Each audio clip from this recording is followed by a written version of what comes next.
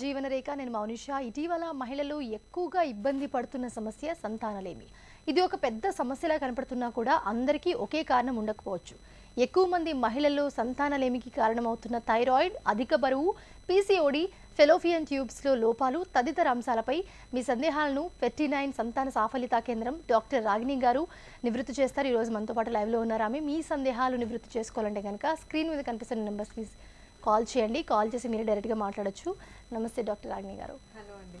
So బేసిక్గా అందరికీ ఈ ఈ కాలంలో చాలా ఎక్కువ మంది కనిపిస్తోంది సంతానలేమి అనే సమస్య. అసలు ఫస్ట్ మనం 59 గురించి మాట్లాడదాము. ప్రతి చోట వింటూ ఉన్నాం 59 చాలా బాగుంది, వెళ్తే ఖచ్చితంగా సక్సెస్ రేట్ చూస్తున్నాం అని చెప్పి. అసలు ఫస్ట్ 59 గురించి చెప్పండి. సో 49 ఎక్స్క్లూజివ్ ఫర్టిలిటీ సెంటర్ అండి. It's been 8 years that it has been established. Director doctor Jyothi garu ఉన్నారు. సో మన దగ్గర success is really very high. ఎందుకంటే వాట్ ఎవర్ మనం ఏమేమి ఇన్స్ట్రక్షన్స్ తీసుకుంటున్నామో, ఏవేవో జాగ్రత్తలు తీసుకుంటున్నామో అవన్నీ ఇంటర్నేషనల్ స్టాండర్డ్స్కి ఆల్మోస్ట్ ఈక్వల్గా ఉన్నాయి. In terms of treatment, starting from the treatment, injectables ఏవేవి యూస్ చేస్తున్నాం మనం ఈ ట్రీట్మెంట్ కోసం, ప్రెగ్నెన్సీ రావడానికి మనం ఏమేమి జాగ్రత్తలు ట్రీట్మెంట్ తీసుకున్నాం అవన్నీ ఇంటర్నేషనల్ స్టాండర్డ్స్వే తీసుకుంటాం. Second thing, the lab. మెయిన్గా మనకి success depends upon 2 things. One thing is medicines మనం ఇచ్చేది, and the second thing eggs తీసాక వాటిని బేబీస్ తయారు చేయడానికి తీసుకున్న జాగ్రత్తలు అంటే totally depends upon the lab అనమాట. ఐవీఎఫ్ ల్యాబ్ దాన్ని కూడా ఈక్వల్ అన్నీ మనం చూసుకున్నట్లయితే is equal to the international standards. That is why our success is meeting the highest. అయితే ఒక బేసిక్ పాయింట్ అయితే ఒక భయం అయితే ఉంటుంది అందరికి. ఎందుకంటే సంతానాలేమి ఉన్నా కూడా ఒక హాస్పిటల్ని లేకపోతే ఎవరైనా కన్సల్ట్ చేయాలన్న భయం ఉంటుంది. లేకపోతే చాలా పెద్ద ప్రాసెస్, హెల్త్ గురించి అన్నింటి గురించి ఆలోచిస్తూ ఉంటారు. అసలు ఎలా ఉంటుందండి ఈ ప్రాసెస్ అసలు? సో బేసికల్గా ఏంటి, ప్రెగ్నెన్సీ డిలే అవుతుంటే ఎవ్రీ మంత్ ఫీమేల్ అంటూ చాలా ట్రొమాటిక్గా భావిస్తారనమాట. అంటే పీరియడ్ వచ్చేసిందా, నేను కన్సీవ్ అవ్వలేదు.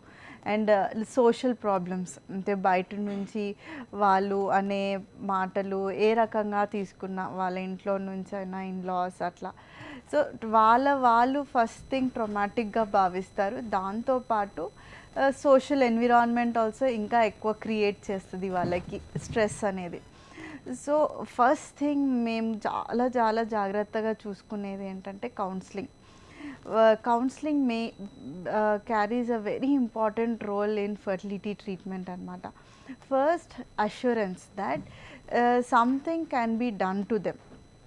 అన్నీ ఇంపాసిబుల్ అని కాదు. Fertility is a science where మనకు almost we have got to know certain extent. అంటే బేబీ ఎట్లా ఏర్పడుతుంది, ఎట్లా పెరుగుతుంది, దాని తర్వాత how to carry on the pregnancy. So we all know basic sciences.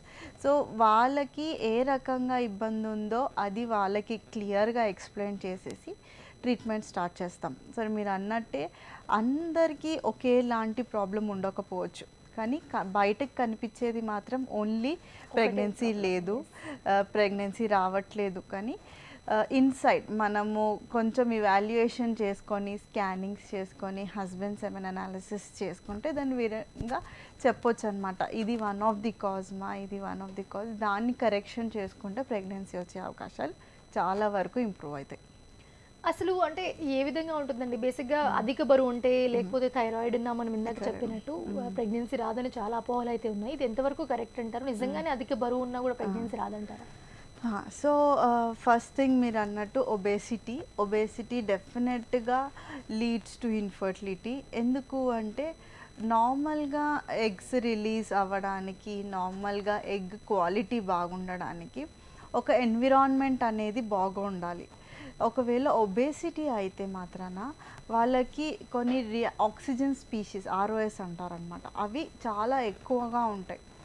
దాని ప్రభావం ఎగ్స్ పైన చూపించవచ్చు. దో వాళ్ళకి ఎగ్స్ బాగున్నా సరే దీని అవుట్ సైడ్ ROS వల్ల క్వాలిటీ యొక్క ఎగ్స్ తగ్గిపోవచ్చు.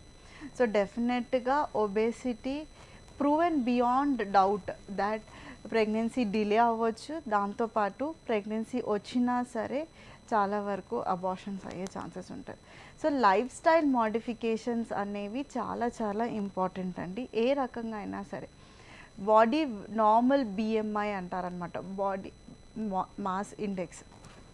అది నార్మల్గా ఉన్నట్టయితే అది పెట్టిందే దానికి నార్మల్ బిఎంఐ ఉంటే మన ప్రతి ఒక్క ఆర్గన్ కరెక్ట్గా ఫంక్షన్ చేస్తుంది. సో మనకి డెఫినెట్గా హయ్యర్గా ఛాన్సెస్ ఉంటాయి అన్నమాట. అసలు ఇన్ఫర్టిలిటీ అంటే ఏంటి అండి? ఇన్ఫర్టిలిటీ అంటే ఏంటి?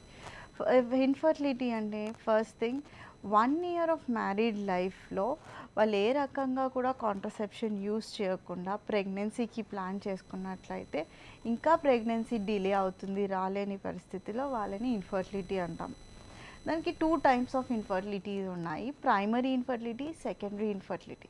ప్రైమరీ ఇన్ఫర్టిలిటీ అంటే ఏంటి అంటే ఎప్పటికీ అంటే ఒక్కసారి కూడా ప్రెగ్నెన్సీ టెస్ట్ పాజిటివ్ రాలేదు, దాన్ని ప్రైమరీ ఇన్ఫర్టిలిటీ అంటారు.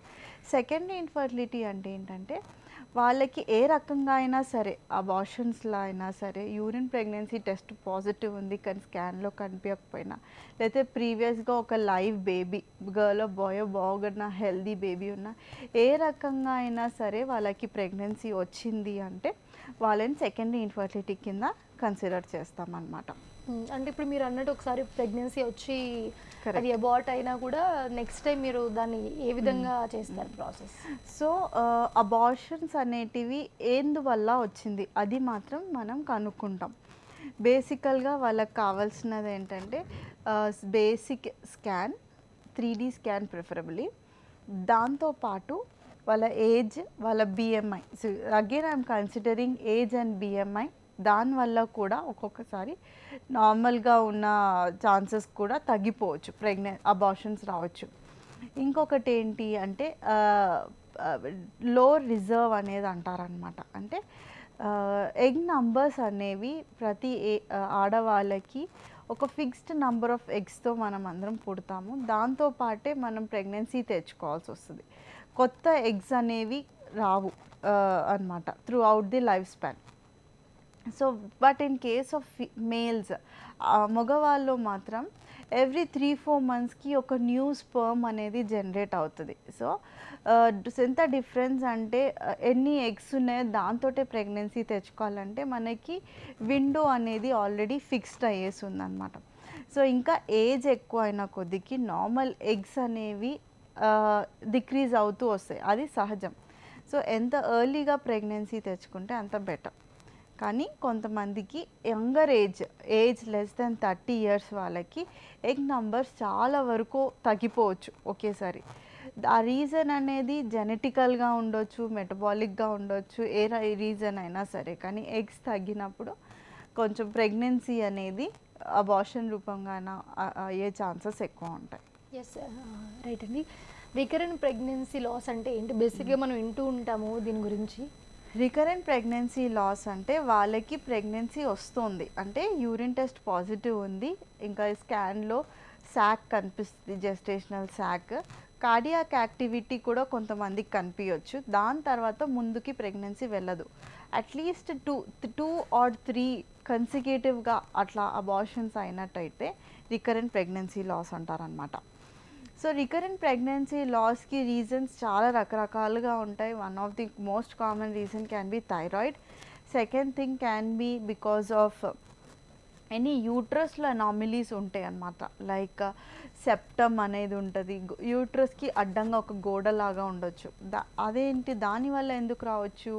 ఒకవేళ ప్రెగ్నెన్సీ ఆ గోడ కత్తుకున్నట్టయితే దానికి కావాల్సిన సరిపోయే బ్లడ్ సప్లై అనేది కాంప్రమైజ్ అయ్యే ఛాన్సెస్ ఉంటుంది. సో ఆ రకంగా అయినా కూడా అబార్షన్స్ అయ్యే ఛాన్సెస్ ఉంటాయి. Third thing age, advanced age group above 35 ఇయర్స్కి ఒకవేళ ప్రెగ్నెన్సీ వచ్చినట్లయితే కొన్ని జాగ్రత్తలు తీసుకోవాల్సి వస్తుంది. ఒకవేళ తీసుకోలేని పరిస్థితిలో అబార్షన్స్ అయ్యే ఛాన్సెస్, బికాస్ ఈ ఎంబ్రియో విచ్ ఇస్ ఫార్మ్డ్ అంటే పిండం ఏదన్నా ఏర్పడిందో అది లో క్వాలిటీగా ఉండొచ్చు. సో రిపీటెడ్గా అట్లనే అవుతుంది అన్నప్పుడు వాళ్ళకి ఒకసారి పిండం ఫీటస్ ఒకవేళ అబార్షన్ అయినప్పుడు దానికి టెస్టింగ్ పంపిస్తే రీజన్ అనేది తెలుసుకోవచ్చు. దాని తర్వాత దాన్ని నెక్స్ట్ ప్రెగ్నెన్సీకి ఏ రకంగా ప్రికాషన్స్ తీసుకోవచ్చో ఎస్ దాన్ని ట్రాక్ డాక్టర్, చేసుకోవచ్చు. కాలర్ ఉన్నారు, తీసుకుందాము. రవళి గారు కాల్ చేస్తున్నారు హైదరాబాద్ నుంచి. నమస్తే అండి, నమస్తే అండి మీ డౌట్ చెప్పండి. మేడం. ఒకవేళ మనం ఐయుఐ చేయించుకున్నప్పుడు అన్ని బాగున్నప్పుడు ఐయుఐ చేయించుకుంటే ఎందుకు సక్సెస్ కాదు కొంతమందికి? Okay, good question. First thing ఏంటి, న్యాచురల్గా సక్సెస్ పర్ మంత్ ఫికండిటీ అంటారనమాట. అంటే న్యాచురల్గా అన్నీ బాగున్నా సరే per month success of any pregnancy రావాలనుకుంటే ఇట్స్ ఓన్లీ 2 to 3%. కానీ ఐయుఐకి వెళ్తే we're improving up till 10 to 15% అండి. So it is not 100%. ప్రతి నెల ఒక ఫీమేల్లో అన్ని టెస్ట్ చేసినా కూడా అన్నీ బాగున్నాయి చేసినా కూడా only 10 to 15% of the success మాత్రమే ఉంటుంది.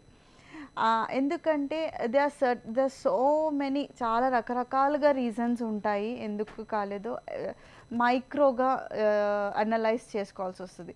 వాటిని అన్నీ ఒకే ప్లేస్లో ఉండాలి అంటే it needs repetition is the success అనమాట దేనికైనా సరే. ఫస్ట్ మంత్ సక్సెస్ రాలేదు అంటే you should not give up. Next month it will be 15 to 18%.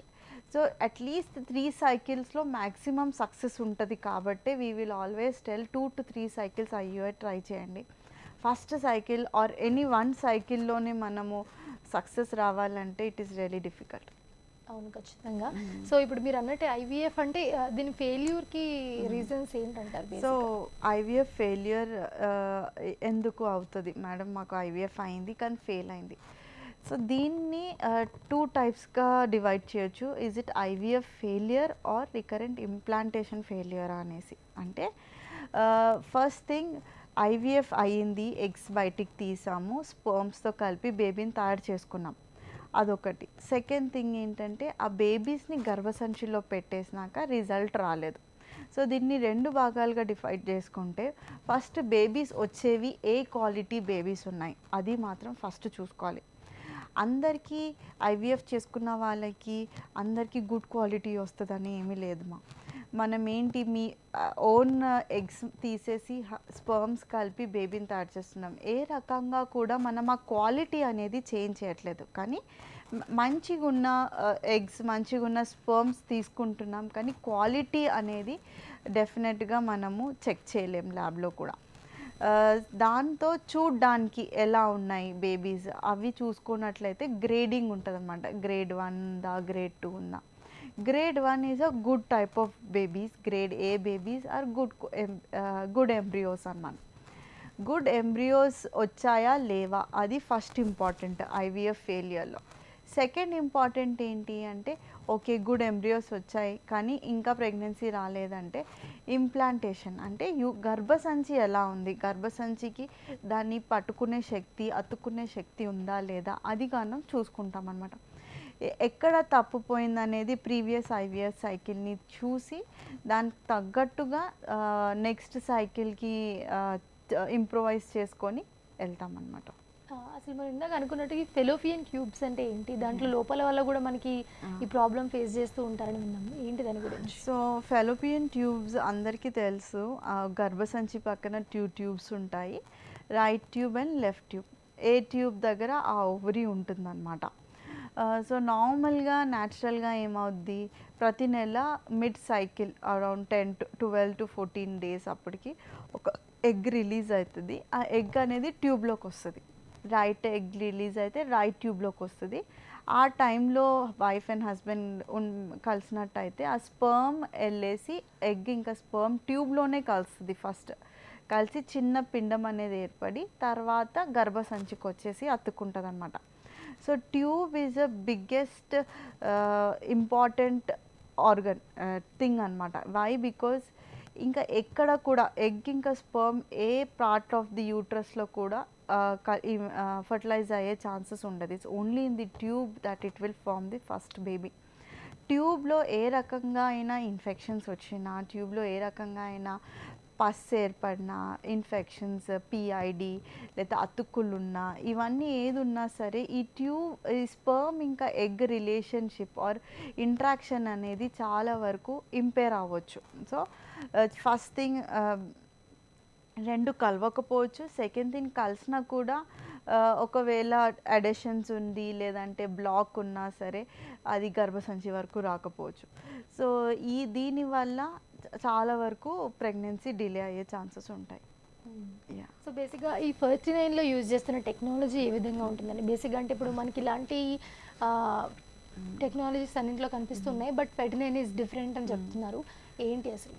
So 39 is first thing I've already told you, maintaining the international standards, and second thing in most economic prices. Adi matram definite ga in compared to any other type where we take it, the treatment is nowhere compromised, not in terms of giving the treatment, not in terms of compromising injections. Mainly important are the injections. Good type of injections iste manaku good eggs vastayi.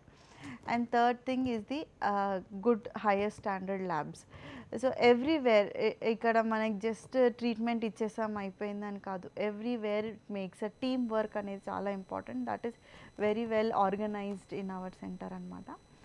And coming to what are the latest things which has come is IMSI, which has come in 49, morphological sperm ICSI anamata. Selective sperms ఏమన్నా తక్కువ ఉన్న వాళ్ళకి, sperms ఒకవేళ repeated abortions వచ్చే వాళ్ళకి selection of the sperms దానికి మనం IMSI use చేస్తాము. And PICSI, HOS, every other thing which is required to the couple to give the best of the treatment is available. Tarvata which has already come is the manaki 3D scans, which is almost routinely done to almost all patients. Prati oka patient ma దగ్గరకు వచ్చే వాళ్ళు they will undergo a 3D scan in a most reasonable way, and 3D స్కాన్లో without doing any hysteroscopy అంటే camera పెట్టి గర్భసంచిలో చూస్తామన్నమాట. Almost అవన్నీ మనకు 3Dలోనే తెలిసిపోతుంది. Just with a small scan మనకి గర్భసంచిలో ఏమైనా ప్రాబ్లం ఉందా, పాలిప్స్ ఉన్నాయా, లేదంటే గడ్డలు ఏమైనా ఉన్నాయా, అవన్నీ కూడా మనకి 3Dలోనే తెలిసిపోయే అవకాశాలు. అసలు ఎలా ఉంటుందండి ఒక సంతానలేమితో ఎవరైనా మీ దగ్గరికి వస్తే ప్రాసెస్ ఏ విధంగా ఉంటుందంటే మీరు ఎలా సజెస్ట్ చేస్తారు, ఎలా చూస్తారు, ఏ విధంగా అంటే వాళ్ళకి సమస్యలు ఉన్నాయా లేవా, ఎలా ఉంటుంది అసలు ప్రాసెస్? యా.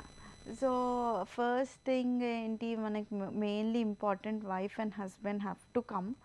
అది మాత్రం important, because just wife coming or just husband coming will not know the importance of the pregnancy that they have to undergo. So counseling will be given both to wife and husband. And important category A రకంగా మనం వాళ్ళకి ఇవ్వాలి, న్యాచురల్గా వెళ్ళొచ్చా అని చెప్పాలా, లేదంటే IUIకి వెళ్ళాలా, లేదంటే అడ్వాన్స్డ్ IVFకి వెళ్ళాలా, depends upon there scan report and age of the patient and previous ఎన్ని ఇయర్స్ ఆఫ్ మ్యారీడ్ లైఫ్. ఇవి కూడా చాలా చాలా ఇంపార్టెంట్. చాలా అడ్వాన్స్డ్ ఏజ్ గ్రూప్ వాళ్ళకి మ్యారీడ్ అయ్యి 15 years 10 years వాళ్ళు వచ్చేసాక వాళ్ళకి స్కాన్ చేసుకొని చూస్తాం ఏమన్నా సిస్ట్ ఉందా, ఫైబ్రాయిడ్స్ ఏమన్నా ఉన్నాయా, ఎండోమెట్రియోటిక్ సిస్ట్ అనమాట. వాళ్ళకి ఏమవుతుంది, ప్రతి నెల బ్లీడింగ్ అప్పుడు విపరీతంగా పెయిన్ వచ్చే ఛాన్సెస్ ఎక్కువ ఉంటాయి అన్నమాట. వాళ్ళకి ఏ రకంగా ట్రీట్మెంట్ ఇవ్వాలి, దాంట్లో టైప్స్ ఉంటాయి. ఇప్పుడు సపోజ్ వి టేక్ పీసీఓఎస్లో వాళ్ళకి మైల్డ్, మోడరేట్, సివియర్ ఉందా, లేదంటే endometriosis, severe endometriosis, grade 4 endometriosis. So every patient what we see is all categorized into which treatment they fit into and the best outcome దేంట్లో వస్తుంది. So వాళ్ళకి అన్ని options explain చేసుకొని and we give their options, వాళ్ళు ఏ రకంగా వెళ్ళామనుకుంటే that we will offer them. అంటే చాలామంది కొంతమంది బీపీ, షుగర్ ఇట్లా హెల్త్ ఇష్యూస్ ఉన్న వాళ్ళు కూడా ఈ ప్రాసెస్లో వెళ్ళొచ్చు అంటారా, లేకపోతే వాళ్ళు ఎలాంటి జాగ్రత్తలు తీసుకోవాలి? ఓకే, సో డెఫినెట్గా patients with hypertension, BP or sugar or thyroid or any other condition, డెఫినెట్గా వాళ్ళకి ఎక్స్టెంట్ ఆఫ్ వాళ్ళకి కంట్రోల్ ఎంతవరకు ఉంది అనేది చూసుకుంటాం అన్నమాట. డయాబెటిక్ ఉన్నట్లయితే బెస్ట్ రిజల్ట్స్ వాళ్ళకి డయాబెటీస్ కంట్రోల్ చేసినాకనే హైయెస్ట్ సక్సెస్ ఉంటుంది. ఎందుకంటే ఈ ఏ రకంగా అయినా మనము థైరాయిడ్, షుగర్ ఇవన్నీ కంట్రోల్ లేనప్పటికీ దాని ప్రభావం డైరెక్ట్గా ఎగ్స్ ఇంకా స్పర్మ్స్ పైన చూపిస్తుంది. లేదు ఎగ్ స్పర్మ్స్ కాకపోయినా ప్రెగ్నెన్సీ వచ్చాక ఆ బేబీ పైన కూడా చూపిస్తుంది. సో డెఫినెట్గా వీళ్ళందరూ ట్రీట్మెంట్కి వెళ్ళొచ్చు, కానీ ప్రయర్గా ఒకసారి వాళ్ళని బేస్ లైన్ ఎట్లా ఉన్నాయి, వాళ్ళకి ఇవన్నీ కంట్రోల్లో ఉన్నాయా లేవా అని దానికి సరిపడా ట్రీట్మెంట్ ఇచ్చుకొని ముందుకెళ్తామన్నమాట. అయితే బేసిక్గా ఇలాంటి సమస్యలు ఉన్న వాళ్ళు తీసుకోవచ్చు అంటారా అసలు? అంటే ఎన్ని జాగ్రత్తలు తీసుకున్నా కూడా వాళ్ళ బీపీ, షుగర్ ఇంకా డెఫినెట్గా there is no doubt that they can go on pregnancy ఒక్కటి ఏంటంటే it's a very natural process. Everyone has a right to get pregnant. Nothing can stop them from getting pregnant, but definitely they have to make themselves very strict control of whatever they are having, either in sugar or BP or thyroid. They should have a very good control. ఈ tuber endometriosis అంటే ఏంటండి అసలు? So endometriosis అంటే ఏంటి, నార్మల్గా గర్భసంచి పక్కన అండాశయాలు ఉంటాయి అన్నమాట. దాంట్లో ఎగ్స్ అనేవి ఉంటాయి. ఒకవేళ దాంట్లో ఎండోమెట్రియాటిక్ సిస్ట్ అనేది ఏమన్నా ఉంటే దాన్ని ఎండోమెట్రియోసిస్ అంటారనమాట. ఈ ఎండోమెట్రియోసిస్ అనేది ఎక్కడైనా ఉండొచ్చు, అంటే పెరిటోనియం గర్భసంచి బయట, గర్భసంచి ట్యూబ్కి లేదా ఓవరీకి అన్న ఎక్కడైనా ఉండొచ్చు. సో ఎక్కడ దాని ప్రభావం చూపిస్తుందో దానికి అది అంటారు. So like endometriosis, endometrial glands యూట్రస్లో ఉందనుకోండి, దాన్ని అడినోమయోసిస్ అంటారనమాట. సో వాళ్ళకి యూజువల్గా అవుతుంది, పీరియడ్ అప్పుడు విపరీతంగా పెయిన్ వస్తుంది అండ్ ట్యాబ్లెట్స్ తీసుకుంటేనే తగ్గుతుంది. కొంతమందికి ట్యాబ్లెట్స్ తీసుకున్నా కూడా తగ్గదు, చాలా పెయిన్ వస్తుంది. వాళ్ళు కొద్దిగా ఎర్లీగా ప్రెగ్నెన్సీ ప్లాన్ చేసుకోవాలి. ఎందుకంటే ఈ ఎండోమెట్రియోసిస్ అనేది చాలా ప్రోగ్రెసివ్ డిజీజ్. ప్రోగ్రెసివ్ అంటే ఇప్పుడు 20 ఇయర్స్కి ఎంత ఉందో 25 ఇయర్స్కి దాని ప్రభావం, దాని ఎండోమెట్రియాటిక్ సిస్ట్ అనేది పెద్దగా అయిపోయే ఛాన్సెస్ ఉంటాయి అన్నమాట. So it's always a progressive disease. ఏ రకంగా ఫస్ట్ ఇది తగ్గించుకొని ప్రెగ్నెన్సీ ప్లాన్ చేసుకోవడం అంటే it's a wrong concept. Because దీనివల్ల విత్ ఎండోమెట్రియోసిస్ వల్ల డెఫినెట్గా ఎగ్స్ అనేవి సరిగ్గా పెరగకపోవచ్చు, దానివల్ల ఇన్ఫర్టిలిటీ చూపిస్తుంది. ఒక్కొక్కసారి ఏమవుతుంది, ఈ ఎగ్స్ పెరిగినా సరే రిలీజ్ అవ్వకపోవచ్చు. ఎగ్ రిలీజ్ అవ్వకపోయినా కూడా ఇన్ఫర్టిలిటీకి గురిస్తుంది. So earlier the diagnosis better is the success. So endometriosis వాళ్ళు గర్భసంచికి అడినోమయోసిస్ వచ్చిందనుకోండి, వాళ్ళకి కూడా సివియర్ పెయిన్ ఉంటుంది. దాంతోపాటు ప్రెగ్నెన్సీ ఒక్కొక్కసారి ఫస్ట్ 3 మంత్స్లోనే పోయే ఛాన్సెస్ ఉంటాయి. సో వాళ్ళకి కొద్దిగా కొంచెం ఎక్స్ట్రా సపోర్ట్ ఇవ్వాల్సి వస్తుంది ప్రెగ్నెన్సీ. సో ఏ రకంగా అయినా వాళ్ళకి ఇలాంటి ఇబ్బంది ఉంటే ఎర్లీగా ట్రీట్మెంట్ తీసుకోవడం బెటర్. అవును, మీరు ఇప్పుడు చెప్పినట్టే చాలా మంది ఇప్పుడు ఏం చేస్తున్నారంటే చాలా చిన్న వయసు కదా, ఇంకా చాలా టైం ఉంది కదా, టైం తీసుకోవడము, తర్వాత వాళ్ళు ప్రెగ్నెన్సీ రాక చాలా బాధపడడం అయితే ప్రాసెస్ అయితే జరుగుతుంది. వాళ్ళకి మీరు ఎలాంటి సజెషన్ ఇస్తారు? సో వాళ్ళకి నార్మల్గా ఏమవుతుందంటే there is something called as baselines investigations, baseline counselling every couple before they plan to postpone pregnancy or newly couple they want some time or ఇట్లాంటివి ఉన్నప్పుడు డెఫినెట్గా వాళ్ళు ఒక కౌన్సిలింగ్ అనేది తీసుకోవచ్చు. Like based on their egg reserve, based on their sperm parameters మనము కొద్ది వరకు ఎక్స్ప్లెయిన్ చేయవచ్చు. Like they can take a break, they can delay their pregnancy, లేదా అంటే they have to finish the family life first and then do it. Or there's something called option as a oocyte freezing or sperm freezing. ఈ రకంగా ఏంటి అంటే వాళ్ళు eggs అనేది freeze చేసుకోవచ్చు, or the babies embryos అనేది ఫ్రీజ్ చేసుకొని whenever they are planning for their family వాళ్ళు అప్పుడు ఎంబ్రియోస్ ట్రాన్స్ఫర్ చేసుకోవచ్చు. సో ఈ రకంగా వాళ్ళకి ఒక కౌన్సిలింగ్లో తెలుస్తుంది whether they can postpone their pregnancy or they have any other option to do it. Yes. So so 39 చాలా బ్రాంచెస్ ఉన్నాయి ఇక్కడే కాకుండా ప్రతి చోట కూడా. సో ఎవ్రీ బ్రాంచెస్లో ఫెసిలిటీస్ కానివ్వండి, లేకపోతే డాక్టర్స్ ట్రీట్మెంట్ కానివ్వండి, బేసిక్గా ముందు అదే చూస్తారు ఎవరున్నారు ఏంటి అని. సో వీటి గురించి ఒకసారి మా ప్రేక్షకుల కోసం. So 39 is almost in, as you see, there are many branches and a new branch is coming up in Vijayawada, which has launched last week only. So it is available for all the people everywhere, and everywhere all the labs ekkada unnayo, everyone is having the same standards. Ekkada kuda there is nothing like oka center is having bigger or nothing like that.